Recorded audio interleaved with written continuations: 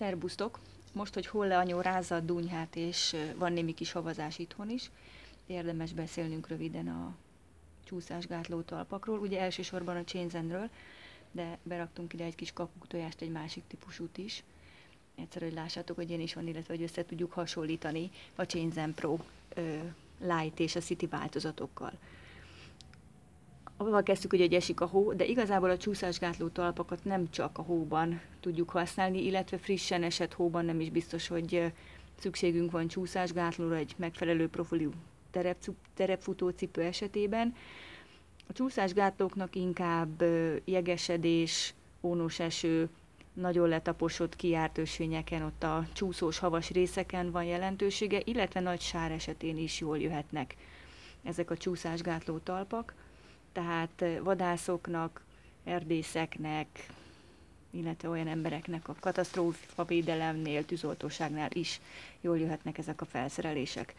Ugye a régi, vagy hát a mostanában is még gyakrabban használt típusoknál, mint amit itt is kezemben tartok, egy szilikonba ágyazott ilyen kisebb lapos szegecsek biztosítják ugye a csúszásmentességet.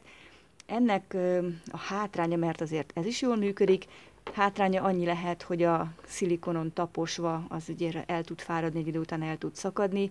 Sokan panaszkodnak arra, hogy ezek a kis szegecsek ki szoktak potyogni ezekből a szilikontalpakból, illetve hát, hogyha azért összehasonlítjuk a Chainzen több mint 1 centis karmaival ezeket a kis pici szegecseket, akkor azért az is látszik, hogy ez a laposabb szegecs síkjégen azért előbb-utóbb meg fog csúszni, míg a Chainzennek a karmai gyakorlatilag a síkjégben is tökéletesen megkapaszkodnak, tehát vigyorogva lehet teljesen jeges lejtőkön is lefutni. Na de visszatérve akkor a Chainzenre, 3 modellt kínálunk nektek, tehát mindenki megtalálja a számára legmegfelelőbbet, itt minden a 3 M-es méret, ugye az ilyen 38 2/3 speedcrossomra most ezeket lehet a legjobban majd rátenni, illetve nem fogjuk mindegyiket felpróbálni. A Pro és a Light változat között a különbség alapvetően ugye a súly, talán látszik egyszer így az anyagvastagság, tehát a Pro változatnál egy jóval masszívabb szilikonpánt van, a Light változatnál vékonyabb, illetve a súlycsökkentés az másodszorban a láncoknak a méretén, és minimálisan a szögek méretén, tehát a szögek, a fogak azok majdnem azonos méretűek, tehát hogy a stabilitása ettől még megmaradjon a csúszásgátlónak, de a láncok mérete és a szilikon az, ami könnyítve van, így 35%-kal könnyebb a Light változat. Emiatt a Pro elsősorban túrázásra, vagy ahogy mondtam, valamilyen munkavégzéshez ajánlott, ahol nagyobb igénybevétel az, ami várható bakancsokra, túra-túrasi bakancsokra is fölrakható. A Light változat inkább könnyebb, vékonyabb cipőkre lett tervezve, ugye a súlya miatt és a látsága, puhasága miatt. City változat pedig utcára. A csúszásgátlókkal még az lehet egy probléma, hogy sokan attól félnek, hogy a fölvételük bonyolult, és emiatt sok időt vesztenek, akár egy futóedzésen, főleg egy futóversenyen. Ezt most megpróbáljuk megcáfolni. Tehát gyakorlatilag, ha elővettük egyszerűen a cipő orrára, ráigazítjuk a elejét, megfogjuk a hátulját, szépen ráhúzzuk a sarokra, picit eligazítjuk, és gyakorlatilag fönt van a csúszásgátló, 10-15 másodpercen belül föl lehet venni. Ha ugye azt nézem, hogy ezért a kevés időveszteségért cserébe mit kapok, ugye ezek a szegecsek sárban, jégen és hóban is tökéletes tartást fognak biztosítani, tehát nem fogok csúszkálni, nem lesz hanyatesés, nem lesz időveszteség, nem lesz helyben járás, 4 kézlábjárás, tehát nagyon hatékonyan lehet vele utána haladni. Levenni minimálisan hosszabb idő, ugye itt át kell a sarkon húzni, leemeljük a cipő orráról a szilikont, és gyakorlatilag mehetünk tovább olyan területen, ahol már nincsen szükség a csúszásgátlóra. Mind a 3 változatnak van egy kis táskája, ugye a Pro változatnak egy cipzáras zárható változata van, a Lightnak egy ilyen kis zsinóros, húzós változat, nem azért, mert hogy nem futja cipzára, hanem ugye itt a súly egy fontos szempont, és ezért az ilyen megerősített szegély, vastagabb anyag, cipzár, ez mindig súlyt jelent.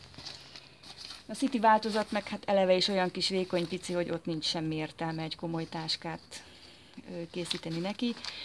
Ez azért egy átlagos női táskában, férfi kabátzsebben, egy autónak a kesztyűtartójában is gond nélkül elfér.